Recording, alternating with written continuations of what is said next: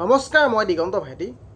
মোৰ চৰকাৰলৈ এটাই প্ৰশ্ন যে আপোনালোকে এই সৰু সৰু কৰ্মচাৰীখিনিক কিয় চুচুৱাই আছে, কিয় ফুচুলাই আছে কিয়? আজি মই অংগনবাড়ী কৰ্মী সহায়িকাৰ কথাই কৈছোঁ।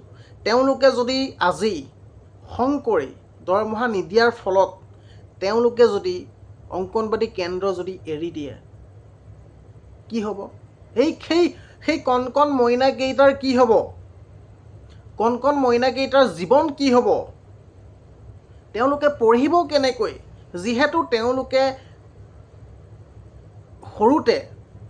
সৰুতে মাক বাপেকে সেইখন স্কুলতেই নাম লগাই দিয়ে, সেই অংগনবাড়ী কৰ্মী সহায়িকা স্কুলখনত, অংগনবাড়ী কেন্দ্ৰত নাম লগাই দিয়ে আৰু সেই স্কুলখনৰ পৰাহে প্ৰথম শিক্ষা লাভ কৰে।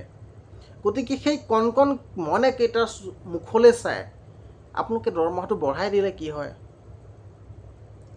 আপোনালোকে দৰমহাটো কিয় নবঢ়ায়? যিহেতু পইচাটো মেইন, আজিৰ দিনত টকাটো মেইন। সেইকেইটা টকাত 100-200 টকাত ঘৰ কেতিয়াও নচলে।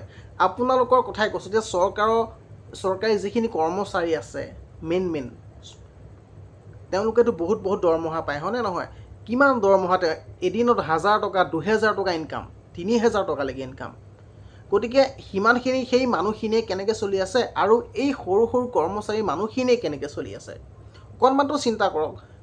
মাষ্টৰণীগৰাকীয়ে পায় 6500 টকা চাওক মাহেকত, আৰু সহায়িকাগৰাকীয়ে পায় 3000 টকা।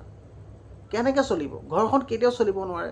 মধ্যাহ্ন ভোজন আইসকলে কিমান পায়? 1000 টকা, মাত্ৰ 1000 টকা। কেতিয়াও নচলে। আশাকৰ্মীয়ে কিমান পায়? 1000, 2000, 1500 কিবা এটা পায় আৰু। এইকেইটা পইচা ঘৰখন চলে নে কওকচোন? গতিকে তেওঁলোকে যদি কেন্দ্ৰ এৰি গুচি যায়, সেই কণ কণ মইনাকেইটাৰ কি হ'ব?